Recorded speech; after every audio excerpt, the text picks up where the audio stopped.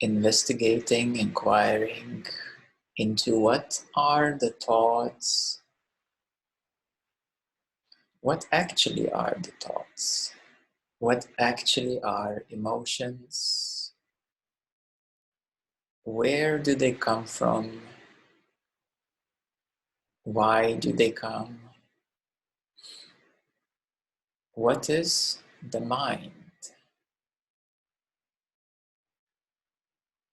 And we will also do a practice to go beyond, to go beyond, to discover yourself beyond thoughts, emotions, the mind.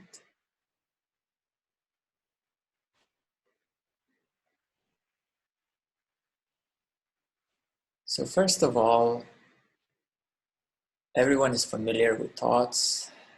Rarely anyone likes them. And somehow people have a lot of conversations in their heads. Very interesting. If someone would come from maybe another planet, they would say, who you are talking to? People would reply, there are voices in my head, but who you are talking to? There's nobody here.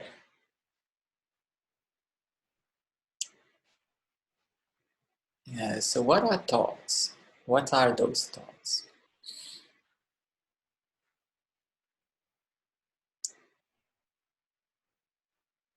We can say there are three kinds of thoughts.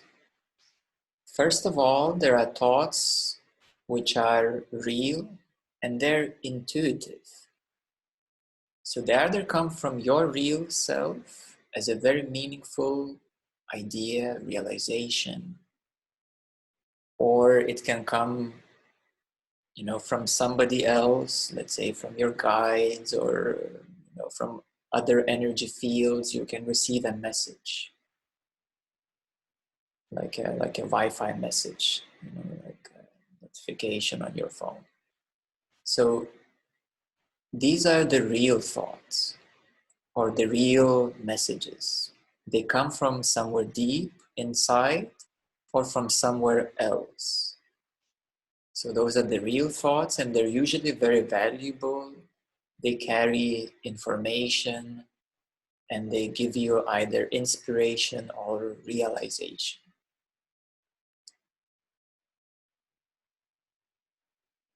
Second kind of thoughts are reflecting the current sensations. So for example, you feel something inside you, let's say there's a certain emotion, but your mind and your focus is not connected to what you feel. So thus you get the thoughts telling you about certain emotion inside you. Because there's a disconnectedness between what the body feels and you being focused in your head only. So the second kind of thoughts are this, because of the disconnection from what you feel, what your body feels, from the sensations that you are sensing and feeling. And the third kind of thoughts are repetitive thoughts. They constantly repeat. They're kind of in a loop, constantly repeating. And these thoughts are particularly referring to that which is stuck inside. And they're usually extremely repetitive. And scientists have actually counted and calculated. They did an experiment to count the usual amount of thoughts that one has and what kind of thoughts usually people have throughout the day. So they found out that the average person has about 60,000 thoughts a day. That's a lot. And 95% of them are repetitive. So that obviously means that something is wrong. And this is the average human being. So they're constantly repetitive because something is stuck.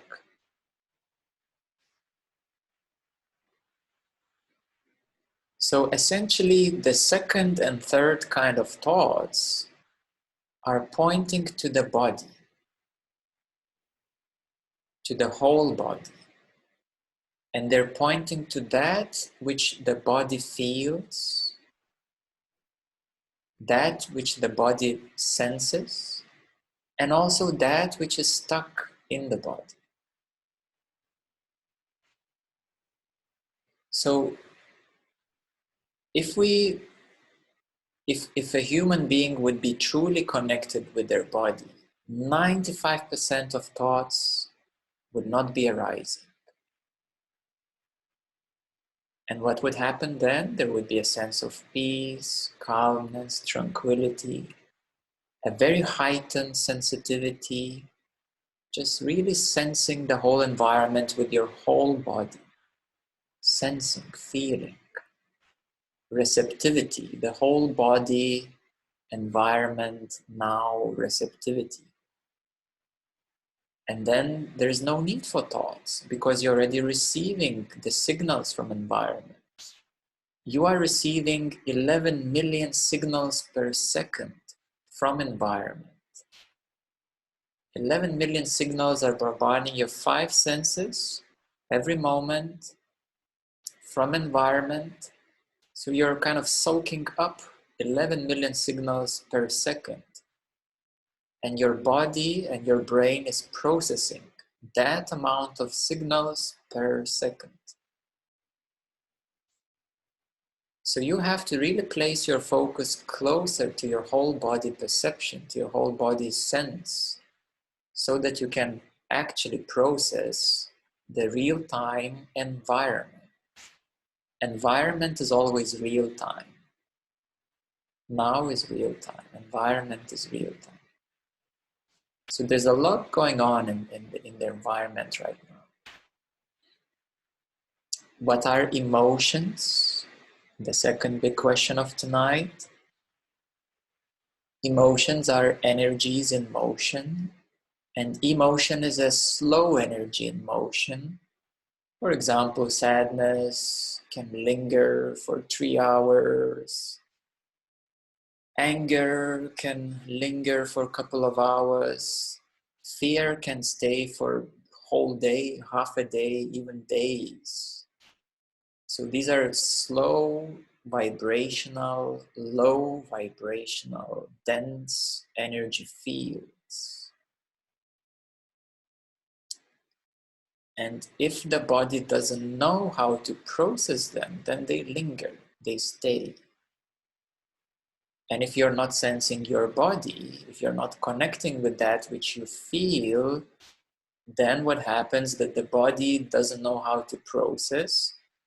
And then since you don't know how to deal with those emotions, then those emotions get translated into your head as repetitive thoughts, 95% repetitive thoughts. So essentially, we can realize right now that thoughts are primarily arising because of emotions and what you feel and sense.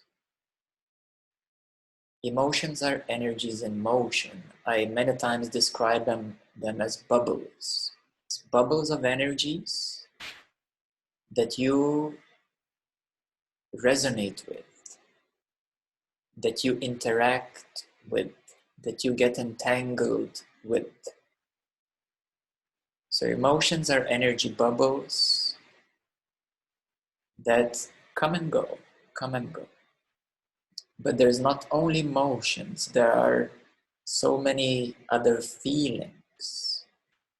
There is over 50 or 70,000 kind of feelings that human system is receptible to, at least 50, 70,000 kinds of feelings that a human body can be receptible with.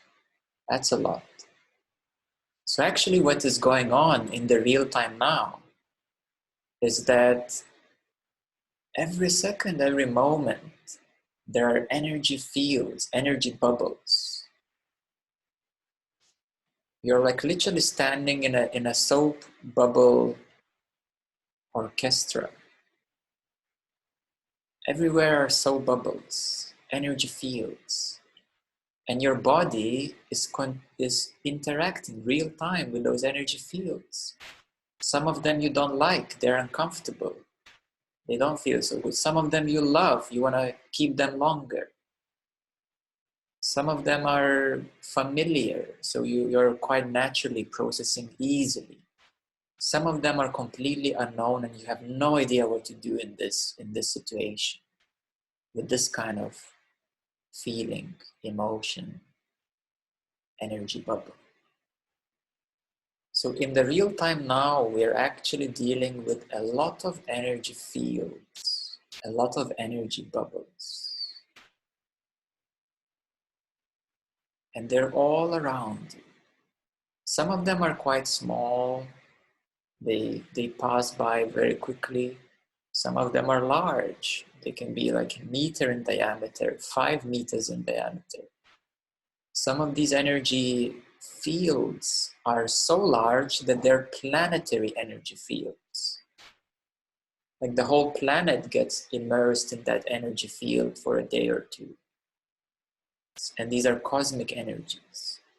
Some of the energy fields are so large that they're cosmic, galactic energy fields.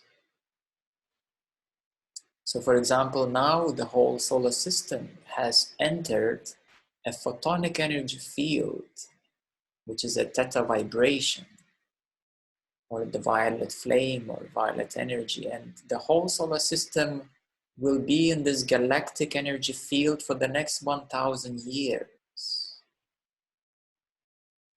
So this is how big this energy field is. It's a galactic size. It's a cosmic size field. And then there are smaller ones and smaller ones and smaller ones. And then there are even like many little bubbles that you simply perceive and you interact with. They come and go very quickly. So it's a very complex moment-to-moment interaction with various energy fields that are happening. This interaction is happening real time now.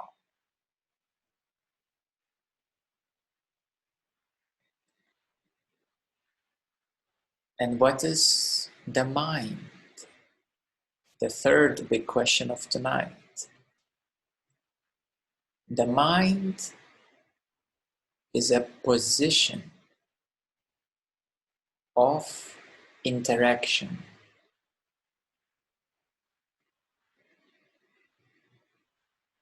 It is a position of perception. It is a position of focus. And what is the ego? It is holding on to the position and saying, no, it has to be this way, or it has to be my way. It's holding on to certain position very tightly.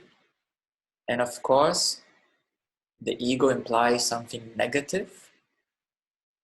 And then there is an argument, then there is anger, frustration, and all kinds of low vibrational positions that one holds onto. So the mind is actually what is commonly understood, the ego mind, is a position. So in reality, we have so many energy fields floating around that are presently here. And the mind is a position that I will perceive this reality from this point of view, and I will hold myself here And from this point of view only, I will see these various complex energy fields, which you call emotions, feelings, and thoughts. And now relax your position for a while.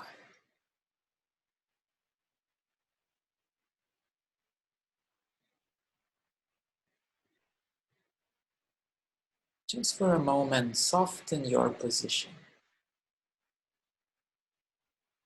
Just relax your position. Don't be so focused. Don't be so serious, so concentrated. Soften that positionality. And what happens now is you feel, oh, I'm no longer in control. You never were in control of the universe. You were never in control of the earth. You were never really in control of the weather, environment. And you were never really harmoniously were in control of the present moment. So only by surrendering your position and allowing these energy fields to naturally flow, then comes a harmonious response, a harmonious action, and non-attached action, not distorted action.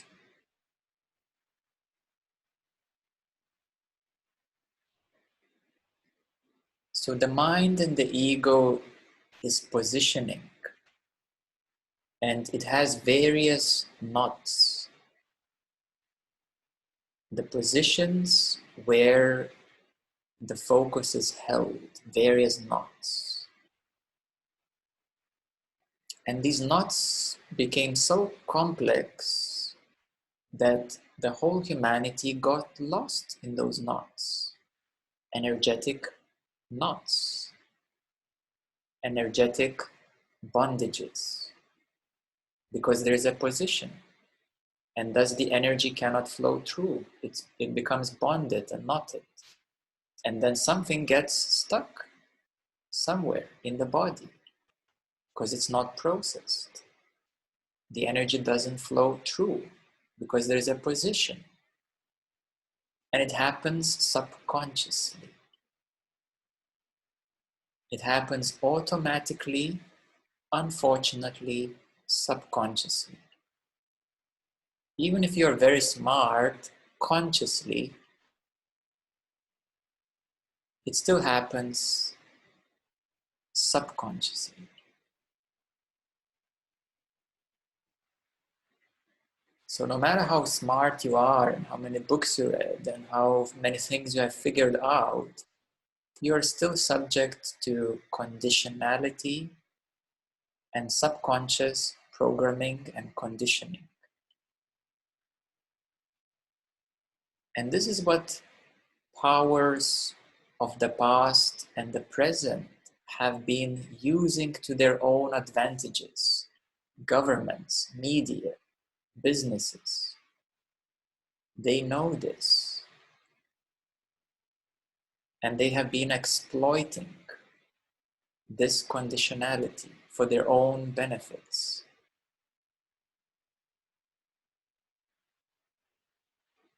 And therefore, the deeper the conditioning, the easier it is to control. Because conditioning has predetermined responses. Predetermined responses, habitual patterns.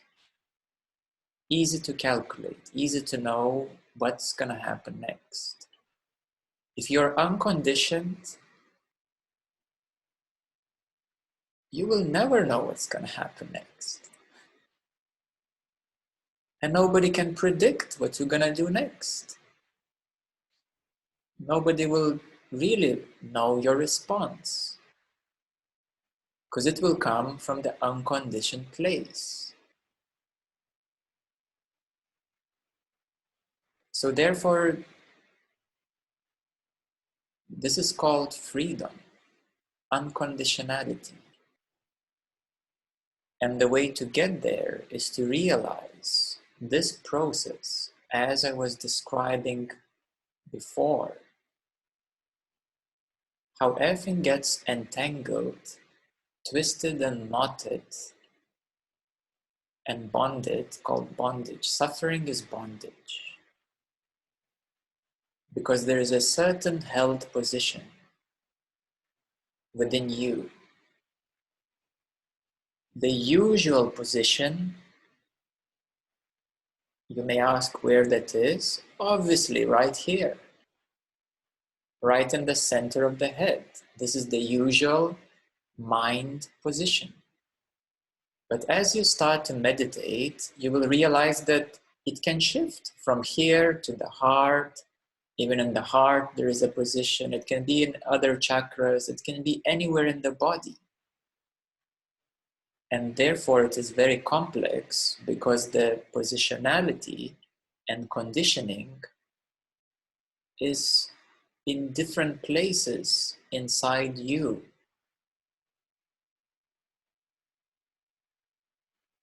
So therefore, you have to relax that position.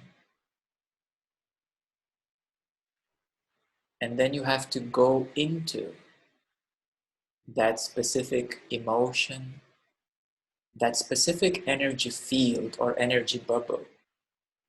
So you have to go into it and see where the knot is, where the position is held. Sometimes there's so much fear,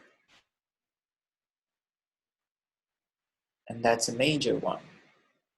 Sometimes there is so much fear that people do not want to go into that because they're afraid, they don't know what's going to happen. But as you go into it, you overcome the fear and you release the bondage and you gain more freedom. So from the reality view, there are many various kinds of bubbles, energy fields. And the average human person is so positioned, so dense, that they're carrying permanent bubbles wrapped up all around them. And I call them the heavy clouds. That this bubble couldn't be processed, it's kept. That bubble couldn't be processed, it's kept. And this is kept, and that is kept. And people carry a big luggage, heavy weight. And that's the average human being, carrying so many dense energy fields around them. There's so little space for the light of consciousness to shine through. Only 4% we know that is available for the average human person of consciousness. 4%, so 96% is clouded with those positional bubbles, locked up. And that is what is generally called the mind. And of course, psychologists and philosophers have been trying to figure it out, but they never really could figure it out because it's not about understanding. And it's not about conscious understanding. And it's not even about subconscious interpretation of your dreams. It's energy work. We call it consciousness and energy work. And you have to consciously go into these energy fields and unlock them, untwist them, unknot them to remove the bondages. So a very simple exercise is relax your position right now. And you will start feeling something. Something is becoming a bit more loose. Something is flowing through. Something is happening new or strange that you never felt before. Maybe some deeper feelings will start arising. Maybe you will start feeling something very new that you never felt before. Maybe fear is gonna start arising. Yes, and that's how it goes. So soften your position, loosen up your position. And one more step in this practice. So first of all, come into your position where you are centered right now and soften that position, and then let go of that position and see what happens.